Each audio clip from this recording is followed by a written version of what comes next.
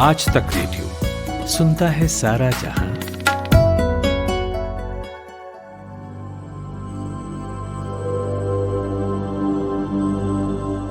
Corona के इस दौर में शादियों की धूमधाम इस बार फीकी तो बहुत रही है, लेकिन क्या करें, समय की मांग भी यही है। लेकिन हमें इतने मुश्किल समय में भी ह्यूमर और हैप्पीनेस ढूंढने में महारत हासिल है। मास्क पहनना जरूरी है तो कुछ लोगों ने मास्क को लेकर अपनी क्रिएटिविटी ही दिखा डाली। लड़के वाले लड़की वालों से लेकर बैंड वालों तक के लिए एक स्पेशल मास्क बनाया गया। हर मास्क पर बैंड वाले, लड़की वाले और लड़के वाले लिखा गया। एक ट्विटर यूजर ने इसका कैप्शन दिया, बस यही एक कमी रह गई थी अब। नमस्कार, मैं हूँ खुशबू और आप सुन रहे हैं आज तक रेडियो का ये खास पॉडकास्ट कोरोना कवरेज। आज क्या क्या बात करेंगे जल्दी से बता देती हूँ।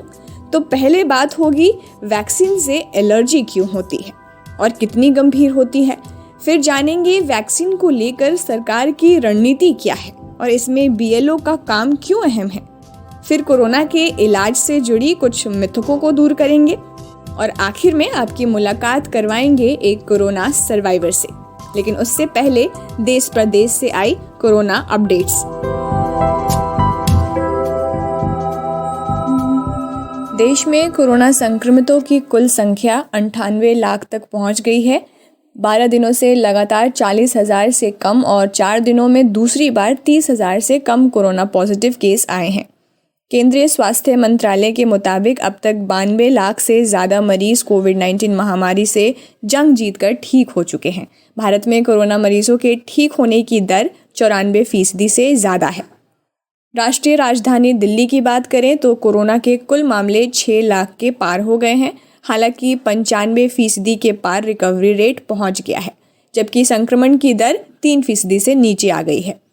ऑस्ट्रेलियाई राजनयिक बैरी ओ फेरेल ने भारत में कोरोना वैक्सीन के उत्पादन को लेकर कहा है कि दुनिया के कई देशों में कोरोना की वैक्सीन बनाई जा रही है, लेकिन सिर्फ भारत ही ऐसा देश है जो पूरी दुनिया की वैक्सीन की ज़रूरत को पूरा कर सकता है। दुनिया की सबसे बड़ी दवाई उत्पादक company serum institute of India ने एस्ट्राजेनेका की 50 मिलियन यानी कि 5 करोड़ डोज बुक कर ली है। मुंबई में करीब 1,25,000 हेल्थ वर्कर्स को वैक्सीन देने का टारगेट है। बृहन मुंबई म्यूनिसिपल कॉरपोरेशन ने वैक्सीनेशन के लिए 10 लोगों की टास्क फोर्स बनाई है। करीब 3,000 लोगों को वैक्सीन के ट्रांसपोर्टेशन की ट्रेनिंग भी दी जा रही है। हरियाणा में अगले हफ्ते से सीनियर स्कूलों में क्लास लगनी शुरू हो जाएगी। स्टूडेंट्स को क्लास में आने से पहले कोरोना की नेगेटिव रिपोर्ट देनी होगी। ये रिपोर्ट 72 घंटे से पुरानी नहीं होनी चाहिए। मध्य प्रदेश के मुख्यमंत्री शिवराज सिंह चौहान ने अपने विचार व्यक्त करते हुए बताया है कि जो लोग सक्षम हैं वो खरीद कर वैक्सीन लगवा सकते हैं और जो लोग इसकी कीमत वहन करने में सक्षम नहीं होंगे उन्हें कोरोना वैक्सीन निःशुल्क देनी चाहिए। पिछले हफ्ते ऑक्सफोर्ड एस्ट्राजेनेका कोविड-19 वैक्सीन के लिए क्लिनिकल टेस्टिंग के तहत 2 डोज दिए गए थे, लेकिन अब यह पता चला है कि केईएम अस्पताल में कुल 101 वॉलंटियर्स में से 6 ने ट्रायल के दौरान दूसरा डोज लिया ही नहीं। प्रशासन से ये पूछे जाने पर कि क्या डर या चिंता की वजह से लोगों ने ट्रायल में हिस्सा नहीं लिया, एक अधिकारी ने कहा कि ऐसा नहीं लगता क्योंकि वे खुद ही आगे आए थे और स्वयं सेवा कर रहे थे। अमेरिका में कोविड-19 से रिकॉर्ड 3,124 लोगों की मौत हुई। मौत का यह आंकड़ा अमेरिका के इतिहास में एक दिन में डी-डे यानी 9/11 हमले में मरने वालों की संख्या से पार चला गया। आपने ये खबर जरूर सुनी होगी कि ब्रिटेन में फाइजर की कोरोना वायरस वैक्सीन लगने से 2 लोगों की तबीयत खराब हो गई। उसके बाद वहाँ की हेल्थ अथॉरिटीज़ ने उन लोगों को फिलहाल वैक्सीन लगवाने को मना किया है जिन्हें पहले से ही किसी खाने पीने या दवा से एलर्जी है। जिन्हें ऐसी एलर्जी की हिस्ट्री होती है उसे एनाफिलेक्सिस रिएक्शन कहते हैं।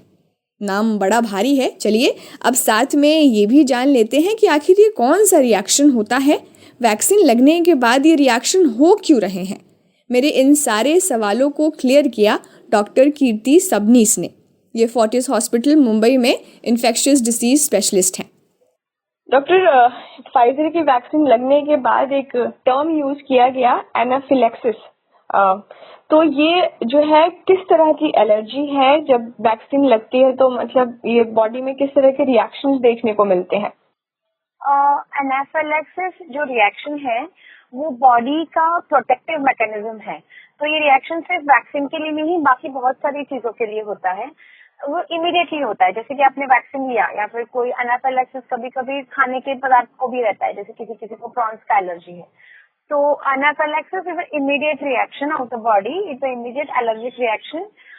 इसके लिए इतना बड़ा हाइप है क्योंकि this can be sometimes life threatening.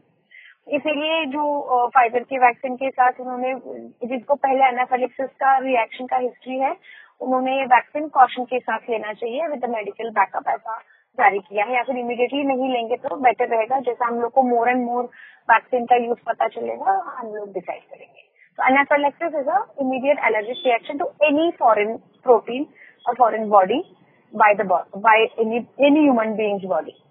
कभी ये रिएक्शन जो है वो कितना फ्रीक्वेंट होता है, और खास करके मतलब वैक्सीन लगने के बाद ये रिएक्शन होते क्यों है?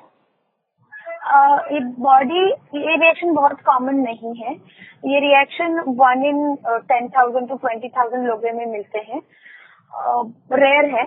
और ये रिएक्शन होते हैं क्योंकि हम लोग की बॉडी में मैकेनिज्म है, जो बॉडी को कोई बाहर का फॉरेन मटेरियल एक्सपोज हुआ तो बॉडी के लिए प्रोटेक्शन चाहिए कि वो जो फॉरेन मटेरियल या फिर प्रोटीन एक्सपोज हुआ है वो बॉडी निकाल दे, एक्सपेल करे, या फिर पता चले कि डिफेंस मैकेनिज्म बॉडी का है, जैसे कि जो भी प्रोटीन बॉडी के लिए प्रोटेक्टिव बनते हैं वो बनाए। तो वो जब भी बनते हैं तो उसका रिएक्शन, ये एक्चुअली प्रोटेक्टिव मैकेनिज्म है कि हम लोग को पता चले कि something foreign has entered in our body. तो जब भी वैक्सीन देते हैं इट्स अ फॉरेन प्रोटीन, क्योंकि हम लोग वैक्सीन जब भी बनाते हैं तो कोई वायरस का पार्टिकल लेके उसके लिए बॉडी में वो छोटा सा पार्टिकल बॉडी में इंसर्ट करके हम लोग बॉडी में इम्यूनिटी बनाने की कोशिश करते हैं। तो फिर जब भी एक्चुअल इन्फेक्शन आ जाएगा हम लोग अच्छे से फाइट करता है। तो इसीलिए ये बॉडी का, अगर आपकी कोई लोगों का बॉडी ये प्रोटीन के लिए ज्यादा रिएक्ट करेगा, तो जब भी रिएक्ट करेगा वो एनाफिलैक्सिस होगा। जैसे मैंने पहले बोला, एनाफिलैक्सिस सिर्फ वैक्सीन के लिए लिमिटेड नहीं है, बाकी चीजों की वजह से भी होगा।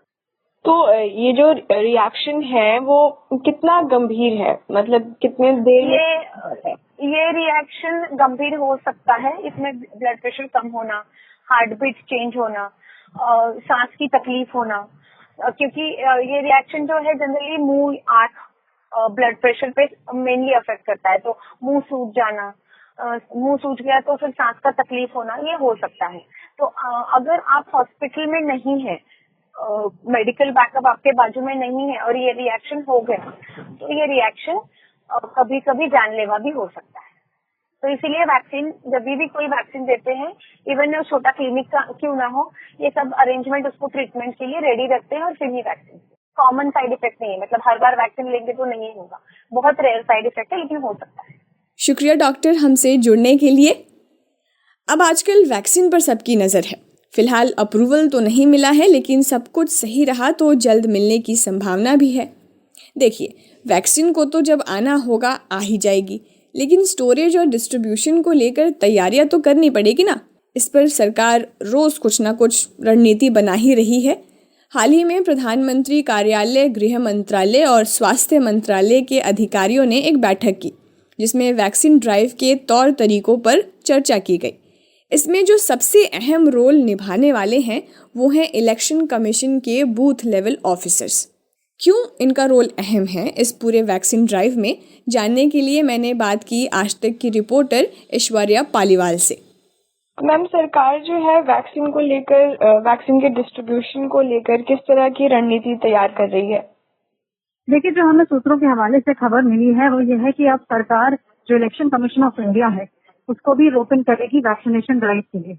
अब इसका कारण यह है कि जो BLOs होते हैं, जिन्हें बूथ लेवल ऑफिसर्स कहा जाता है, उन लोगों के पास हर वोटर का पूरा डिटेल होता है, कौन कौन से वोटर हैं, उनकी उम्र क्या है, कहाँ पे वो रहते हैं, और ये हर गांव और तालुका का के जो BLOs होते हैं उनके पास ये खबर होती है। तो सरकार का ये मानना है कि ये तो खबर है, बहुत महत्वपूर्ण है, और अगर इसकी सहायता से वैक्सीनेशन ड्राइव करी जाएगी तो जिन लोगों को वाकई में जरूरत है उनको बहुत तेजी से वैक्सीन दिया जा सकेगा।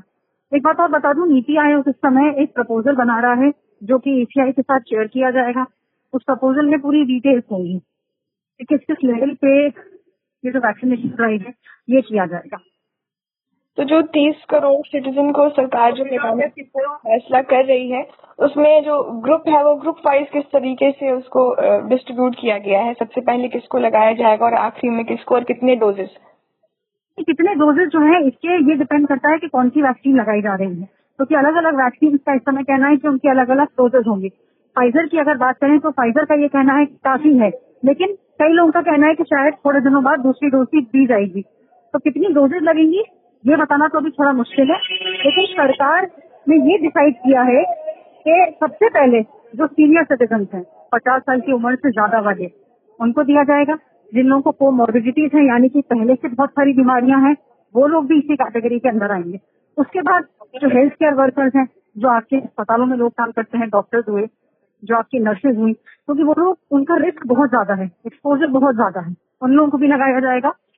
तो ये जो है सरकार ने जो अपना जो डेटा है उसके हिसाब से 30 करोड़ लोगों की ये फिगर बनती है। दूसरी बात, जो लोग सरकारी नौकरियां कर रहे हैं, पुलिस वाले हुए, जो सेंट्रल गवर्नमेंट के साथ काम करते हैं, स्टेट गवर्नमेंट के साथ काम करते हैं, वो लोग भी, उनकी भी एक अलग कैटेगरी बनाई गई है। इस वक्त सरकार का वैक्सीन को लेकर क्या फोकस है? देखिए, इस समय सरकार का जो फोकस है वो है स्टोरेज और डिस्ट्रीब्यूशन के ऊपर, क्योंकि सरकार का भी कहीं ना कहीं ये मानना है और ये एक्सपर्ट्स का भी मानना है कि हमारे देश की जिस तरीके से आबादी है, जो डेंसिटी है और जितनी पॉपुलेशन है, उसको ध्यान में रखते हुए सबसे बड़ा चैलेंज अब है डिस्ट्रीब्यूशन का। उन लोगों को सही समय पर वैक्सीन मिलनी चाहिए जो सही में जरूरतमंद है। तो इस चीज को ध्यान में रखते हुए सरकार अब जो फोकस है, जितनी भी मीटिंग्स हुई, अभी बहुत रिसेंटली एक होम मिनिस्ट्री में मीटिंग हुई जिसमें होम मिनिस्ट्री के ऑफिशियल्स थे, हेल्थ मिनिस्ट्री के ऑफिशियल्स थे, उन सभी लोगों का ये कहना था कि अब स्टोरेज के ऊपर और डिस्ट्रीब्यूशन के ऊपर ध्यान देना चाहिए, जिसकी वजह से ही ये भी एक रणनीति सामने आई है कि जो बूथ लेवल ऑफिसर्स हैं उनका इस्तेमाल करना चाहिए, ताकि उन लोगों को जो सही में जरूरतमंद है उन लोगों तक वैक्सीन बहुत तेजी से पहुंचाई जा सके। दूसरी बात, स्टेट्स के साथ भी इस समय बहुत बातचीत चल रही है। जितनी भी मीटिंग्स होती हैं उसमें स्टेट्स के मुख्यमंत्री को भी बुलाया जाता है। स्टेट्स भी अपने लेवल पे अब ये चीज ये कोशिश ये स्टेट्स की चल रही है कि एक तो स्टोरेज फैसिलिटी का इंतजाम किया जाए और दूसरा डिस्ट्रीब्यूशन की तरफ देखा जाए। शुक्रिया ऐश्वर्या। एक छोटे से ब्रेक के लिए रुकते हैं, लौटेंगे तो कोरोना से जुड़ी कुछ मिथकों को दूर करेंगे। कमाते हैं लेकिन बचा नहीं पाते, बचाते हैं तो उससे कमा नहीं पाते। शेयर की चाल, निवेश का हाल, बाजार का तमाशा, इकोनॉमी की भाषा, बॉन्ड, बीमा, सोना, चांदी सबकी होती है बात। बचाते रहो नारे के साथ। हर शनिवार मैं यानी नितिन ठाकुर आपकी मुलाकात कराऊंगा आपके मनी मैनेजर से। वेलकम बैक, मैं हूं खुशबू और आप सुन रहे हैं कोरोना कवरेज। अच्छा बताइए, कोरोना से आपको कितना डर लगता है? डर लगना वाजिब है, पर क्या इतना डर है कि आप अलग अलग रेमेडीज, घरेलू उपाय तलाशने लगते हैं जो आपको लगता है कि इस बीमारी से दूर रखने में मदद कर सकती है? स्वाभाविक है, मानती हूँ, पर ज़रा ठहरिए, ये मिथक भी तो हो सकते हैं। आज आपको यहाँ कोविड-19 के इलाज से जुड़ी उन मिथकों को बताएंगे जिनसे आपको बचना चाहिए। हमारी सहयोगी साक्षी से सुनिए। जी खुशबू, आपने बिल्कुल सही कहा। कोरोना बीमारी जब से फैलना शुरू हुई है तब से ही इससे रिलेटेड कई कहानियां, गणनाएं लोगों द्वारा बनाई जा रही है। कोई कहता है कि ये करने से तुम कोरोना से ठीक हो सकते हो, तो कोई कहता है ये खा लो, तुम्हें कोरोना तो बिल्कुल छू ही नहीं सकता। हालांकि ये जाहिर है क्योंकि सब इस बीमारी से निदान चाहते हैं, लेकिन मिसकंसेप्शन से और झूठी खबरों से बचे रहना भी जरूरी है। इसलिए टाइम्स ऑफ इंडिया की एक स्टोरी ने कोरोना से जुड़े हर मिथक को कवर किया है, जो मैं आपको बता रही हूँ। अगर आपको लगता है कि एंटीवायरल दवाएं लेने से कोरोना को मात दे देंगे, तो आप गलत हैं। कई बार नॉर्मल परिस्थितियों और बीमारियों में तो ये दवाएं अच्छा काम करती हैं, लेकिन कोरोना के मामले में देखें तो इसका रेस्पिरेटरी वायरसेस पर कोई असर नहीं होता, जो हमारे लंग्स को खराब करते हैं। इसलिए कोई भी एंटीवायरस ड्रग्स लेने से पहले अपने फिजिशियन या फिर डॉक्टर से ज़रूर कंसल्ट करें, क्योंकि ये जो दवाएं हैं वो काफ़ी इमरजेंसी में ही दी जाती है। ऐसी समान परिस्थिति जो है वो आयुर्वेदिक और एंटीबायोटिक्स दवाओं के साथ भी लागू होती है। आयुर्वेदिक जो दवाएं हैं वो सिर्फ आपकी रोग प्रतिरोधक क्षमता को बढ़ा सकती है, छोटी मोटी बीमारियों से लड़ने में आपकी मदद कर सकती है, लेकिन ये कहीं कंफर्म नहीं कि इससे सार्स को वायरस पूरी तरह ठीक हो जाता है। वैसे ही एंटीबायोटिक दवाएं बैक्टीरियल इन्फेक्शन से लड़ने में मदद करती है। इससे कोविड-19 में अल्टरनेटिव की तरह इसे इस्तेमाल नहीं किया जा सकता इनकी दवाओं को। और साथ ही स्टोरी में ये भी साफ किया गया है कि कई तरह के मिनरल्स और विटामिन्स के सेवन से भी आप कोरोना को मात नहीं दे सकते, यानी इनका सेवन जो है कोरोना से आपको पूरी तरह क्योर नहीं कर सकता। हाँ, लेकिन इनके इंटेक से आप अपने इम्यून सिस्टम को अच्छा रख सकते हैं। और आखिर में ये कि सभी कोरोना पेशेंट्स यानी कोरोना जो पॉजिटिव्स हैं उन्हें हॉस्पिटलाइज्ड होना ज़रूरी है, तो ऐसा बिल्कुल नहीं है। अगर आपको हल्के माइल्ड सिम्टम्स हैं और आपको सांस लेने में कोई तकलीफ या फिर चेस्ट में कोई पेन नहीं है तो आप सेल्फ आइसोलेट होकर रिकवर होने तक का इंतज़ार कर सकते हैं। तो ये कुछ अपडेट्स हैं। शुक्रिया साक्षी। और अब आपको एक ऐसे कोरोना सर्वाइवर से मिलवाते हैं जो पेशे से भोपाल में एक एजुकेशन सेक्टर में काम करते हैं, साथ में एक स्टैंड अप कॉमेडियन भी है। नाम है निशांत शर्मा। निशांत ने अपने इन 14 दिनों के एकांत में कैसे खुद को संभाला और अपनी हॉबी भी कंटिन्यू रखी, आइए आपको इन्हीं की जुबानी सुनवाते हैं। हाँ, तो निशांत, जो कोरोना के शुरुआती लक्षण थे उसमें आपको किस तरह के लक्षण जो है वो देखने को मिले और कब आपको लगा कि हाँ अब जो है टेस्ट करवाना चाहिए? मेरे को बॉडी एक हुआ था और बॉडी एक के साथ जुकाम भी लगी थी, खांसी भी आ रही थी और नाक से पानी वगैरह सारा, हेडेक वगैरह। तो ये मैंने तुरंत फोन पे संपर्क किया मेरे डॉक्टर से, तो उन्होंने मेरे को वायरल की दवाई दी। तो वो दवाई मैंने ली 3 दिन। फिर उसके बाद मुझे आराम आ गया और मेरे सारे सिम्टम खत्म हो गए। लेकिन एक दो चीजें थी वो कंट्रोल पे नहीं थी। जैसे मेरे को वीकनेस बहुत ज्यादा लग रही थी और थोड़ा डिजी सा फील करता था पूरे दिन। तो डॉक्टर को वो समझ में नहीं आया, उसने मुझे रिकमेंड किया कि आप टेस्ट करा लो। तो मैं थोड़ा सा तो डर गया था कि टेस्ट मतलब सब ठीक है ना, टेस्ट क्यों? कि नहीं, आप कोरोना का टेस्ट करवा लो, एक बार देख लेते हैं क्या रहता है। तो मैं टेस्ट कराने गया और मुझे ये यकीन था कि मेरे को तो टेस्ट भी आ रहा है, मेरे को तो स्मेल भी आ रही है और मेरा तो टेम्परेचर भी कंट्रोल में है, तो मुझे तो क्यों ही होगा। लेकिन मैंने टेस्ट कराया और मेरा टेस्ट का रिजल्ट पॉजिटिव आया। और फिर पॉजिटिव आने के बाद फिर मैंने सारी एहतियात करी, खुद को आइसोलेशन में डाल दिया, मतलब अलग कमरे में, और प्रॉपर अलग अटैच लैपटॉप थे और खाना भी मेरा बहुत अलग तरीके से आता था। मेरे खुद के बर्तन थे जिनको मैं वॉश करता था और इस तरीके से फिर 14 डेज मैंने वो प्रॉपर देखे या दवाइयाँ ट्रीटमेंट चला। मेरा सिम्टम नहीं थे लेकिन मेरा रिजल्ट पॉजिटिव आया। तो निशांत, इसमें जो 14 दिन में आपको कोई ऐसी दवाइयाँ सुझाई गई होंगी जो वीकनेस जो आपको हो रही थी, जो आपके कंट्रोल में नहीं था आपने बोला, तो उसको कम करने के लिए या इम्यूनिटी बूस्ट करने के लिए कोई ऐसी दवाइयाँ आपको दी गई थी? तो जो दवाइयाँ होती है वो वैसे एक सेट बना हुआ है, वो हॉस्पिटल से ही मिलता है आपको। तो उसमें आपको खुद की तरफ से कुछ दिमाग नहीं लगाना, वो डॉक्टर और वही देखते हैं और वो जैसे जैसे बताते हैं वो सारा वैसा लेते हैं, ठीक है। लेकिन इम्यूनिटी बूस्ट करने के लिए आपको सुबह शाम दूध पीना होगा, हल्दी डाल के। आपको थोड़ा सा आधा 1 घंटा धूप में भी बैठो, विटामिन डी मिलेगा। विटामिन सी के लिए संतरे खाओ, मौसम्बी खाओ, कीवी खाओ, और ये आपको मन नहीं है तो भी खाओ क्योंकि आपको इम्यूनिटी बूस्ट करनी है। और अगर किसी को लगता है कि नहीं मैं इतना रेगुलर नहीं हूँ ये सब, तो फिर आप दिन में 2 बार नींबू पानी पी लो, अच्छा नींबू डाल के, एटलीस्ट वो तो पीना ही पड़ेगा आपको। और इफ पॉसिबल तो ड्राई फ्रूट्स खाओ। तो अपने आप को स्ट्रांग करने के लिए आपको ये सब चीजें, और पूरे दिन 1-1 घंटे 2-2 घंटे के गैप में आपको कुछ ना कुछ हेल्दी खाना खाते रहना पड़ेगा। आप बोर हो जाओगे लेकिन फिर भी आपको खाना है। तो निशांत, इन 14 दिनों में जो आइसोलेशन का ये जो टाइम होता है ये बहुत ही डिफिकल्ट होता है किसी कोविड पेशेंट के लिए। तो इसके बावजूद, वीकनेस के बावजूद, क्या आपने कुछ उसमें नया ट्राई किया इस पूरे 14 दिन में? अकेले अपने नितांत में, अकेलेपन में कुछ किया, कुछ अच्छा इंटरेस्टिंग? मैं आपको बता दूं कि ये थोड़ा सा डराने वाला होता है क्योंकि आपको पता ही नहीं है कि ये कहाँ जाएगा। मतलब it's day 1 of your corona and you don't know after 14 days क्या रहेगा, क्योंकि आपके पास बहुत सारी स्टोरीज है, ठीक है। तो फिर भी आपका चलता रहता है दूर। और लेकिन मेरा कंसर्न ये था कि मैं स्टैंड अप कॉमेडी से बिलोंग करता हूँ और ऑफलाइन हमारे स्टैंड अप कॉमेडी सेशन होते हैं। तो मैं खुद को बिजी करता था जितना कर पाता था, कि मेरे शाम को शो होते थे तो उसमें मैं होस्टिंग करता था, परफॉर्म करता था। इन तमाम चीजों से मेरा सारा वक्त बीत जाता था। हाँ, लेकिन इतनी सारी दवाइयां होती थी कि मेरे को पूरे दिन नींद ही आती रहती थी। तो अभी जैसे निशांत, आपने सुना होगा कि पोस्ट कोविड सिम्टम्स के बारे में सुना होगा, तो क्या आपको अभी फिलहाल उस तरह की प्रॉब्लम आ रही है? हाँ, मुझे आ रही है।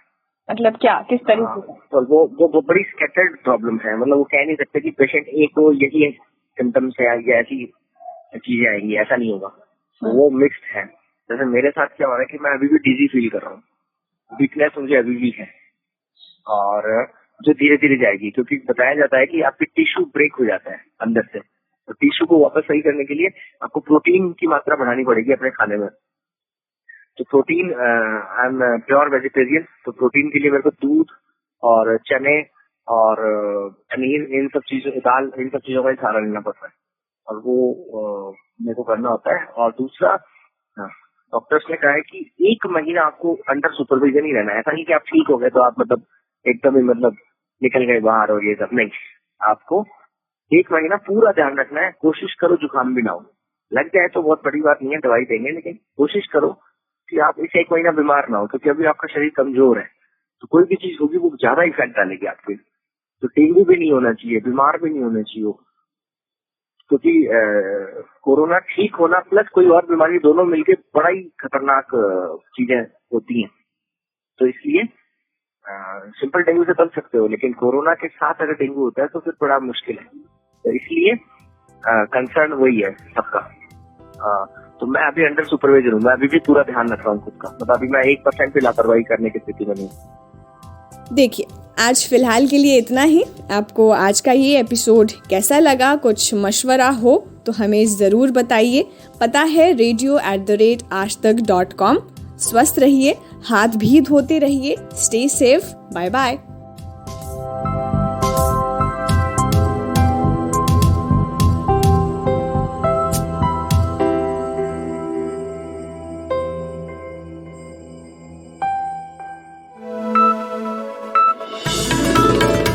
खबरों की हलचल और देश विदेश का मिजाज आप सुन रहे हैं आज तक रेडियो।